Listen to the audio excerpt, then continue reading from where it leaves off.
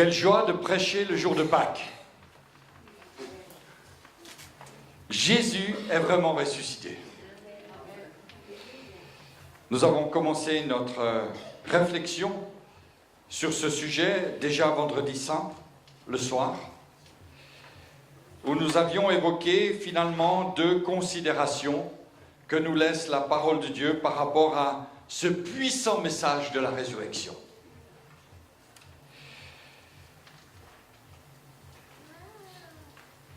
Nous avons vu deux proclamations de foi.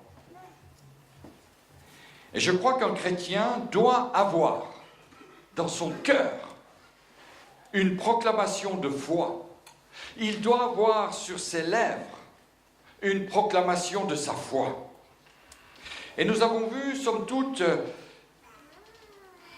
Thomas, dans une réponse qu'il a adressée à son Seigneur. Et finalement, nous avons vu aussi ce que l'apôtre Paul dit du Seigneur Jésus. Thomas a défini le Seigneur comme étant son Dieu. Il va dire dans Jean 20 au verset 28, je fais un rapide résumé, Thomas répondit à Jésus, « Mon Seigneur et mon Dieu. » Et Jésus lui dit, « Parce que tu m'as vu, tu as cru.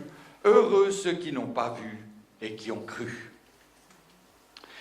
Et puis plus tard, dans la lettre que Paul adresse aux Philippiens, il va dire une merveilleuse parole, une exhortation à confesser le nom de Jésus. Que toute langue confesse que Jésus-Christ est Seigneur à la gloire de Dieu le Père. Et la question que nous devons donc nous poser ce matin, qui est Jésus aujourd'hui? Pour moi, dans ma vie, dans mon cheminement. Qui est, somme toute, cet homme qui est sorti du tombeau? Je posais cette question vendredi soir. Qui est le crucifié? Et le pendant de cette question est celle que je pose ce matin. Qui est le ressuscité? 1 Corinthiens 12, ça sera notre verset de la journée. 1 Corinthiens 12, au chapitre 12, bien sûr, au verset 3. Et j'aimerais faire cette lecture dans la Bible en français courant. L'apôtre Paul, en parlant de son Seigneur, et en parlant de notre vie, va dire ceci. C'est pourquoi je tiens à vous l'affirmer. Aucun être guidé par l'Esprit de Dieu ne peut s'écrier « Maudit soit Jésus » et personne ne peut déclarer « Jésus est le Seigneur » s'il n'est pas guidé par le Saint-Esprit. Et nous avons été déjà bénis par le Seigneur ce matin. Le Saint-Esprit nous a parlé. Le Saint-Esprit est venu nous encourager dans notre marche chrétienne. Et mon propos ce matin est de nous encourager encore, et encore, et encore, à lever les yeux vers notre Seigneur. Alors c'est quand même assez étrange que l'apôtre Paul, dans ce texte, parle à la fois de ceux qui maudissent Jésus et à la fois de ceux qui bénissent le Seigneur, de ceux qui le reconnaissent. Je me suis laissé interpeller cette nuit même, alors que j'étais en train de ranger des documents sur mon bureau. Je cherchais un article sur lequel je n'arrivais pas à mettre la main. Et j'ai cherché, et je n'ai pas trouvé. Mais Dieu savait pourquoi. Et il m'a ouvert les yeux sur un autre article. Un sondage exclusif réalisé en Suisse. Combien de chrétiens croient en la résurrection? Alors j'aimerais vous poser cette question ce matin. Qui sont ceux qui croient en la résurrection? Alléluia. Quels sont les neutres, les avis contraires? Nous croyons à la résurrection.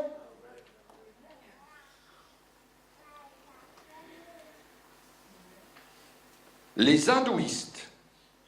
bouddhistes, 10% croient en la résurrection de Jésus. Pas mal. Les musulmans, 24% croient en la résurrection de Jésus. C'est bien. C'est même très bien. Les chrétiens, 47%.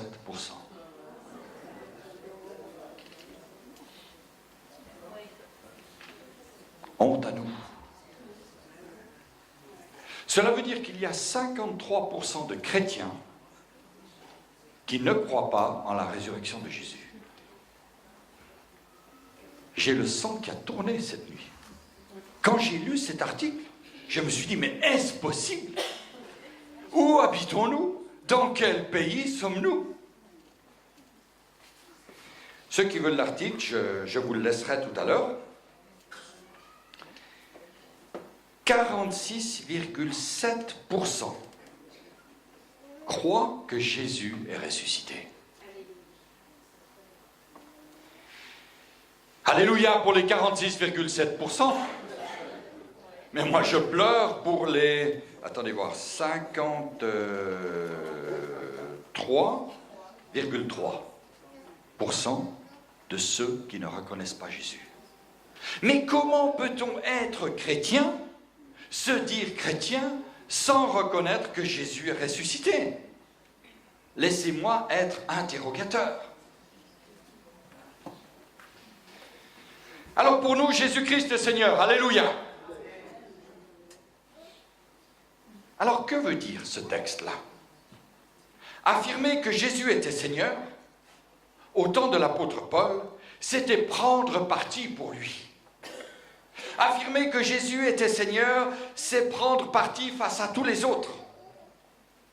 Ceux qui disaient que Jésus était Seigneur ne le disaient pas gratuitement, simplement du bout des lèvres, car cela pouvait avoir des conséquences pour leur vie. Et je ne crois pas que les braves Suisses à qui on a posé cette question étaient obligés de dire oui. Ils avaient une entière liberté, mais ils ont fait un mauvais choix.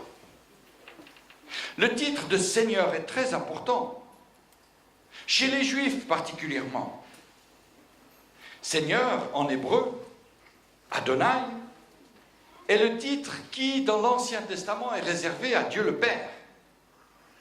Et pour un Juif, dire que Jésus est Seigneur, c'est dire Jésus est Adonai. C'est donc dire que Jésus est Dieu. Et bien sûr, pour eux, c'était extrêmement difficile. Et chez les Grecs et les Romains, l'usage du terme Seigneur est assez semblable. D'ailleurs, nous pouvons lire dans 1 Corinthiens 8, verset 5.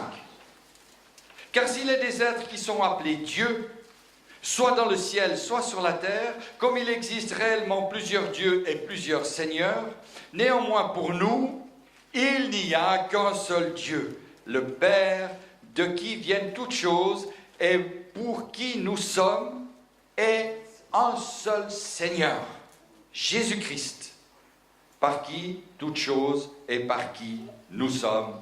Amen. » D'un côté, nous pouvons avoir, comme je l'ai dit tout à l'heure, plusieurs seigneurs. Dans notre monde, il y a plusieurs seigneurs, plusieurs païens, seigneurs, maîtres. Mais j'aimerais dire, il n'y a qu'un seul Dieu. Il y a un seul Adonai, un seul Seigneur avec un grand S.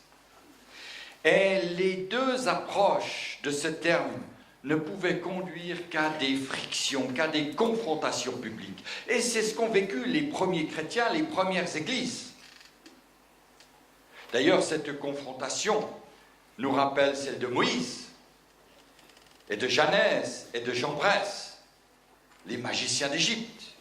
Cela nous rappelle également Élie, sur le mont Carmel, qui doit faire face aux prophètes de Baal et d'Astarté. Cela nous rappelle bien sûr les situations des chrétiens aujourd'hui qui doivent faire face à des divinités païennes, à l'animisme, au bouddhisme, à l'hindouisme, à l'islam. La différence toutefois entre Moïse et les missionnaires d'aujourd'hui, c'est que depuis le temps des prophètes, il y a eu Jésus, il y a eu la croix et il y a eu la résurrection. Alléluia. Jésus a tout changé parce qu'il a vaincu les seigneuries païennes et les dieux à la croix. Les faux dieux, il les a vaincus à la croix. Colossiens 2, verset 15, un verset que nous devrions connaître par cœur, car il a dépouillé les dominations et les autorités et les a livrées publiquement en spectacle, en triomphant d'elles par... Alléluia. Par la croix. Ah, la croix, mes frères et sœurs. À la croix, Jésus a écrasé la tête de l'ennemi, la tête du serpent. À la croix, Jésus a tout accompli. Nous ne voyons peut-être pas encore ce triomphe d'une manière complète, d'une manière éclatante. Mais au nom de Jésus, les démons tremblent. Les divinités païennes tombent. Comme Dagon, le dieu des Philistins, tomba en présence de l'arche de l'alliance. C'était donc une confrontation spirituelle, religieuse, beaucoup plus qu'une confrontation politique. Car à l'époque des apôtres, le titre de seigneur était réservé exclusivement à l'empereur de Rome. Au début, l'empereur était regardé comme un dieu que l'on vénérait après sa mort. Ce fut le cas de Jules César, d'Auguste. Et à la fin du 1er siècle, à l'époque de Domitien, à l'époque de la rédaction de l'Apocalypse, il plut à l'empereur de se faire diviniser déjà de son vivant. Il estimait être Dieu et Seigneur. Alors dire que Jésus était Seigneur à cette époque-là revenait à dire que le véritable Seigneur n'était pas celui qui était à Rome, mais bien celui qui est dans les cieux. Celui qui a passé de la mort à la vie. Alors on peut imaginer les tensions que cela a pu produire. Malheureusement, tous ces empereurs qui se sont suivis, même les plus brillants comme Marc Aurèle, n'ont pas compris l'évangile de la grâce. Et pourtant, ils avaient tout pour croire. Et pourtant, aujourd'hui, nos concitoyens ont tout pour croire. Mais ils ne comprennent pas. Jésus n'a cependant pas revendiqué le trône des Césars. Les Césars passés, les Césars présents, non. Il a dit « Rendiez à Dieu ce qui est à Dieu et à César ce qui est à César ». Et devant Pilate, il a même dit « Mon royaume n'est pas de ce monde ». Mes frères, mes sœurs, notre royaume n'est pas de ce monde. Le trône de Jésus, devant lequel nous pouvons nous trouver, déjà maintenant, est un trône de grâce, est un trône bien plus élevé, bien plus grand, bien plus beau que tout ce que le monde peut donner. Ce trône est dans les cieux auprès de Dieu. Mais déjà maintenant, nous avons le privilège de nous approcher du trône de la grâce. Bien sûr, la Bible nous donne des encouragements, nous donne des exhortations. Et lorsque je pense à nos autorités, et Théophile en dira quelques mots tout à l'heure, je ne peux être que triste de voir ce qui se passe dans notre ville. De voir des jeunes chrétiens qui doivent faire des pieds et des mains pour obtenir l'autorisation de mettre un stand pour donner des bons cadeaux à la place du mollard. Ce stand, vous l'avez peut-être vu, il est posé dehors, devant l'église. Que de difficultés, que de tracasseries. Et en plus, dans l'autorisation reçue, ceux qui sont dans le stand doivent rester assis derrière la table et attendre que des gens viennent. C'est à Genève. C'est à Genève. Alors lorsque la Bible nous dit « Craignez Dieu, honorez le roi », je me dis « Mais c'est quand même difficile dans notre monde d'honorer nos autorités, d'honorer le roi. Pas le roi avec un grand R. La Bible parle ici d'honorer le roi avec un petit R, c'est-à-dire nos autorités. L'apôtre Paul d'ailleurs va dire à Timothée, « Je t'exhorte avant toute chose à faire des prières, des supplications, des requêtes, des actions de grâce pour tous les hommes, pour les rois et pour tous ceux qui sont élevés en dignité, afin que nous menions une vie paisible et tranquille, en toute piété et en honnêteté. » Mes frères, mes sœurs, prions pour la paix de Pâques. Prions pour nos autorités. Qu'elles soient saisies de l'amour du Seigneur.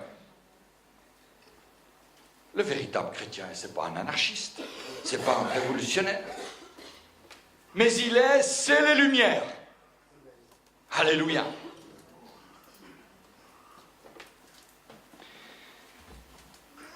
C'est les Lumières pour notre monde. C'est les Lumières pour notre ville. C'est ça le message de Pâques. Jésus est ressuscité, alléluia. Le tombeau est vide, la pierre a été roulée.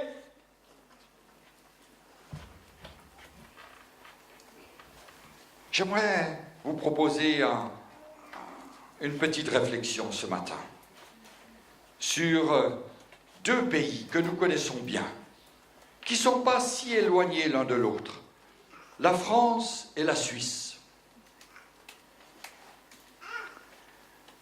Au XVIIIe siècle, la France était le pays de Voltaire. La France était le pays de Rousseau, le siècle des Lumières, le siècle des philosophes. La Suisse, elle, déjà très imprégnée du protestantisme, va connaître la lumière des puissants réveils. Alléluia. Un peu comme l'Angleterre l'a connue. Et en France voisine, l'aboutissement du siècle des philosophes fut la Révolution, la guillotine, les guerres, les massacres, l'Empire et toutes les révolutions sociales, politiques qui ont marqué le XIXe siècle. La Suisse, elle, fut marquée à l'image de ces hommes de foi qui ont prié pour leur pays par la prédication de l'Évangile.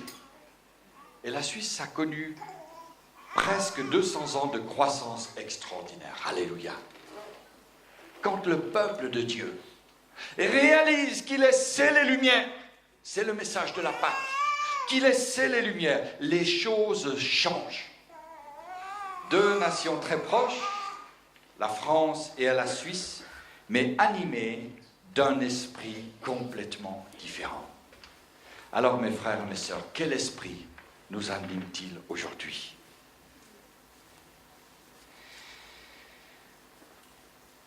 En tant que chrétiens, nous devons réaliser que l'obscurité du tombeau a fait place à la lumière d'un règne nouveau, celui de la grâce en Jésus-Christ. Quel règne extraordinaire! Et nous sommes maintenant dans ce règne. Quelques pensées par rapport au règne de Jésus, à ce règne dans lequel nous sommes maintenant. Ce règne, bien sûr, il a commencé à la résurrection.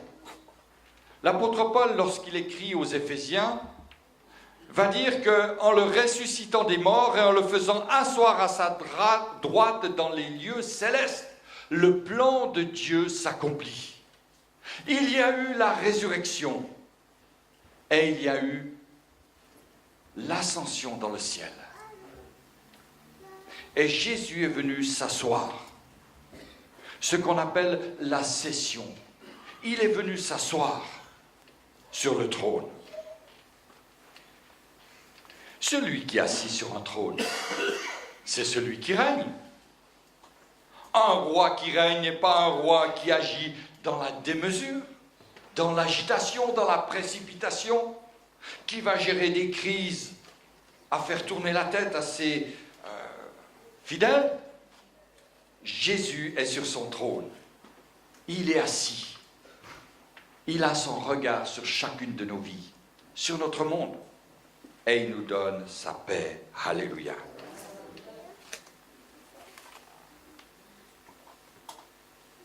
Dans Hébreux 10, verset 13, il nous est dit, assis à la droite de Dieu, il attend que ses ennemis soient son marchepied. Waouh! Il attend. Notre Seigneur n'est pas pressé. Notre Dieu n'est pas pressé. Notre roi n'est pas pressé. Il n'a pas un quinquennat ou un septennat, des élections en vue. Non. Il est là pour l'éternité. Et il attend. Je vais peut-être même vous choquer en disant que Jésus ne combat plus. Parce qu'il a combattu une fois à Golgotha. Et il a remporté la victoire une fois pour toutes. Et il attend que son règne se manifeste. Et nous sommes, mes frères et mes sœurs, des hommes et des femmes qui pouvons voir ces choses aujourd'hui. Simplement que le Saint-Esprit nous donne l'intelligence de ces choses. D'ailleurs, relisez attentivement le petit article qui est dans le bulletin de bienvenue. Soyons, mes frères et mes sœurs, des hommes et des femmes intelligents. 1 Pierre 3, verset 22 nous dit « Il est à la droite de Dieu. Depuis qu'il est allé au ciel, les anges, les autorités et les puissances lui ont été soumis. » Alléluia.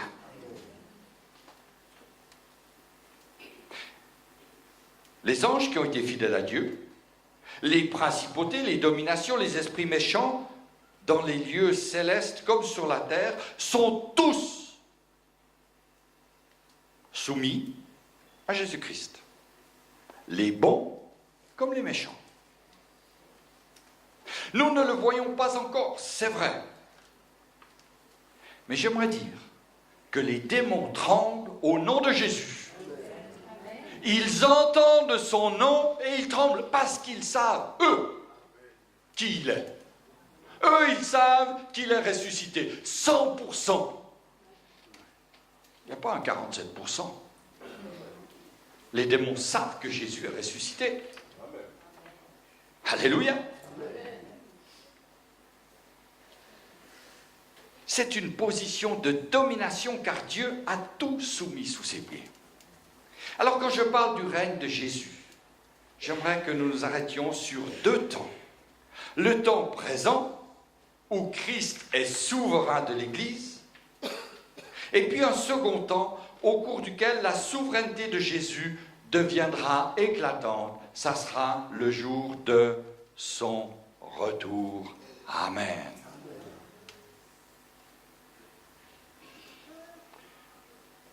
Aujourd'hui, le Seigneur est dans l'attente. Nous sommes dans l'attente. L'Église est dans l'attente. Alors Théophile, tout à l'heure, a lu un texte dans l'Apocalypse. J'en ai aussi un à vous proposer ce matin, à notre réflexion. Apocalypse 11, verset 15. Et il y eut dans le ciel de fortes voix qui disaient « Le royaume du monde est remis à notre Seigneur et à son Christ, et il régnera au siècle des siècles. » Et les 24 vieillards qui étaient assis devant Dieu sur leur trône se prosternèrent sur la face et ils adorèrent Dieu en disant « Nous te rendons grâce, Seigneur Dieu Tout-Puissant, qui est et qui était, car tu as saisi ta grande puissance et pris possession de ton règne. » Un jour, le Seigneur paraîtra. Tout œil le verra. tout genou fléchira devant lui, et toute langue confessera qu'il est Seigneur à la gloire de Dieu, notre Père. Tout à l'heure, je disais à une sœur, avant le culte,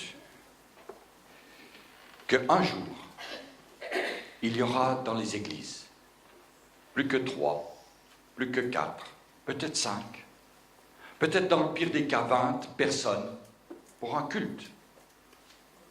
Parce que les autres auront été enlevés. Le Seigneur sera revenu. Il aura pris son peuple. La Bible dit que nous allons partir à la rencontre de notre Seigneur dans les airs.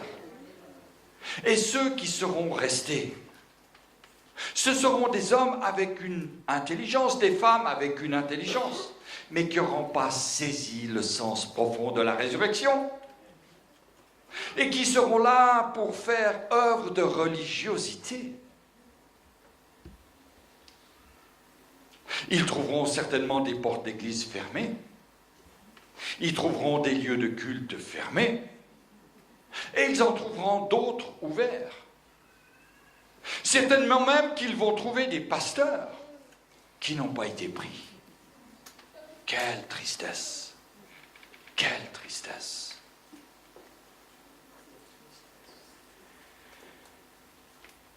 Et lorsque le Seigneur reviendra, pendant 1000 ans, il établira un règne de justice, de vérité, de paix sur ce monde. Et il remettra ensuite ce règne à son Père pour l'éternité. Le règne de Jésus aujourd'hui est avant tout le règne dans l'Église.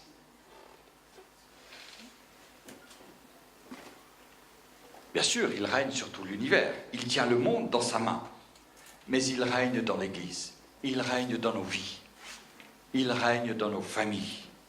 Il soutient toutes choses par sa parole puissance. Les lois de la nature, il les soutient. Les lois de l'infini, il les soutient. La Bible nous dit que tout a été créé par sa parole. Il est écrit d'ailleurs que tout pouvoir a été donné à Christ. Ce qui est important de savoir, mes frères et mes sœurs, c'est qu'aujourd'hui, le Seigneur règne. N'en doutons pas. Le Seigneur règne. Nous sommes ici bénéficiaires de cet amour de Dieu, de cette patience de Dieu. Nous sommes ceux qui connaissons, qui reconnaissons, qui croyons, qui confessons la Seigneurie de Jésus. Nous sommes soumis et prenons part à son règne. Et c'est une promesse que Jésus nous donne. Une promesse pour chacun de nous. Une promesse de son aide. Une promesse de son soutien. Parce qu'il a fait de nous un royaume des sacrificateurs pour Dieu son Père. C'est le message de la Pâque. Ce n'est pas le message des œufs, du chocolat, des lapins et des poules. Le message de la Pâque, c'est le message de la résurrection, alléluia. Et nous sommes sel et lumière de ce monde. Par la résurrection et par la Pentecôte, Jésus nous rend participants à son règne. Chaque membre de l'Église, chacun d'entre nous, devons reconnaître Jésus comme Sauveur, Seigneur, Maître. Alléluia. Vendredi soir, je disais dans le message qu'entre Golgotha et la Pâque, il y a le tombeau du crucifié. Mais ce tombeau, il est vide. Alléluia. Il est vide. La mort n'a pas pu retenir le crucifié. C'est pourquoi, avec tous les chrétiens du monde, et au travers de tous les âges, nous pouvons affirmer avec force, Jésus-Christ est Seigneur parce qu'il est vraiment ressuscité. Alléluia. Alors aujourd'hui, jour de la résurrection, jour de Pâques, nous pouvons dire comme Thomas, oui Jésus, tu es mon Seigneur et mon Dieu. Peut-être une petite précision.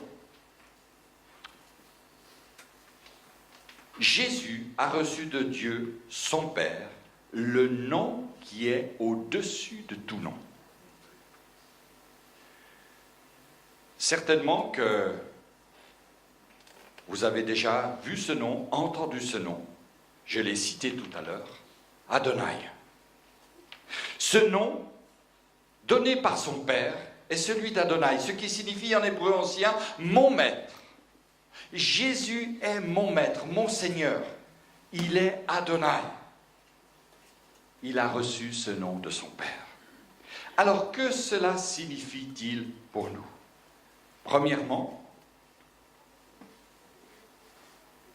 si tu confesses de ta bouche Jésus, et si tu crois dans ton cœur que Dieu l'a ressuscité des morts, tu seras sauvé. Premièrement, il faut croire en la résurrection de Jésus. Il faut croire et ne pas douter. Il y a des hommes qui peuvent apprécier la mort du Seigneur et y voir un témoignage de fidélité. Mais croire dans la mort de Jésus à Golgotha n'est pas suffisant, la mort historique.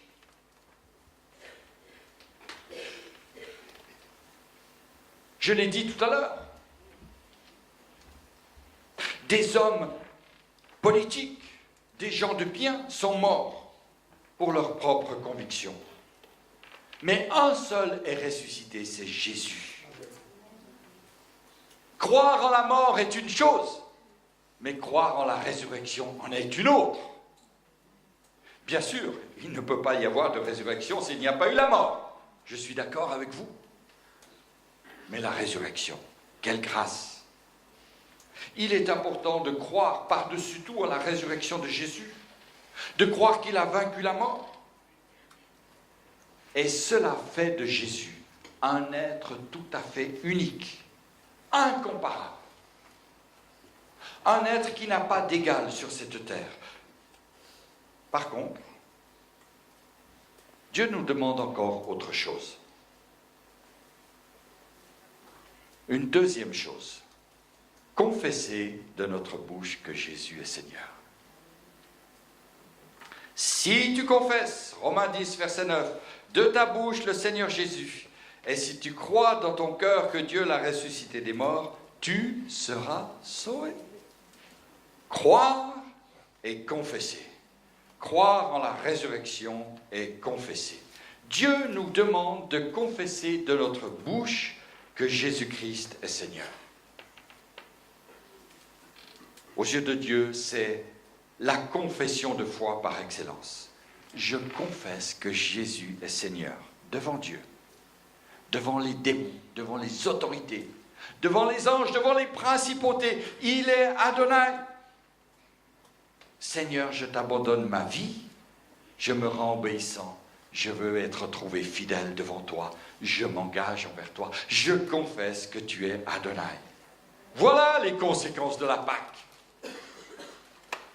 Voilà les conséquences de la Pâque. Alors une question difficile demeure dans le texte que nous avons lu tout à l'heure. Personne ne peut dire Jésus est Seigneur si ce n'est par l'Esprit. C'est une question, somme toute, difficile. Il faut savoir qu'à l'époque de l'apôtre Paul, dire que Jésus est Seigneur, c'était se démarquer de tous. Une génération après celle de Paul, les fonctionnaires romains et même les habitants des villes devaient posséder un certificat signé par les autorités administratives attestant de leur venue au pied de l'idole César.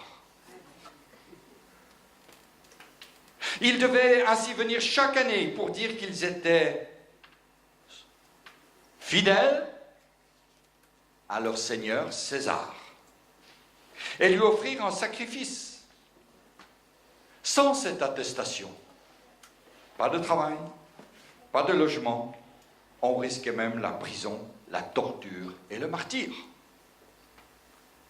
À l'époque, confesser sa foi et dire que Jésus est Seigneur signifiait donc prendre parti. Je ne sais pas si Théophile va en parler tout à l'heure, mais s'il me permet, je vais donner ce témoignage. Lorsque le stand a été mis à la place du molar. Tu me corriges, Théophile, si ce n'est pas exact. Hein? Une femme est venue au stand avec un voile. C'est ça? Tu veux donner la suite? Une femme est venue voilée. Et nous connaissons les femmes voilées à Genève. Nous savons qui elles sont, d'où elles sont, ce qu'elles pensent et en qui elles croient. Et cette femme voilée est venue dans la tente, sous le petit auvent. Il faisait froid. Je ne sais pas si elle a bu une tasse de café, mais en tout cas, elle a dit, vous savez, si je veux lire la Bible, pour que personne me voie, je vais sur Internet. Waouh! Elle se cache encore, mais il y a une soif de voir Dieu, d'entendre Dieu, de lire la parole de Dieu. Alléluia! À l'époque de Jésus, pas d'Internet pour se cacher. À l'époque des Romains, pas d'Internet pour se cacher. Celui qui croyait en Jésus était persécuté. Alors bien sûr, cette femme, elle sait très bien que si elle est trouvée avec une parole, un évangile, elle risque beaucoup. Mais aujourd'hui, il y a encore d'autres moyens, tels qu'Internet, pour toucher des cœurs. Confesser publiquement Jésus, dire qu'il est Seigneur, c'est un véritable engagement. Et pour nous aussi, sur notre lieu de travail. Parmi nos amis, nos collègues étudiants, nos collègues de travail, on peut être amené à confesser Jésus.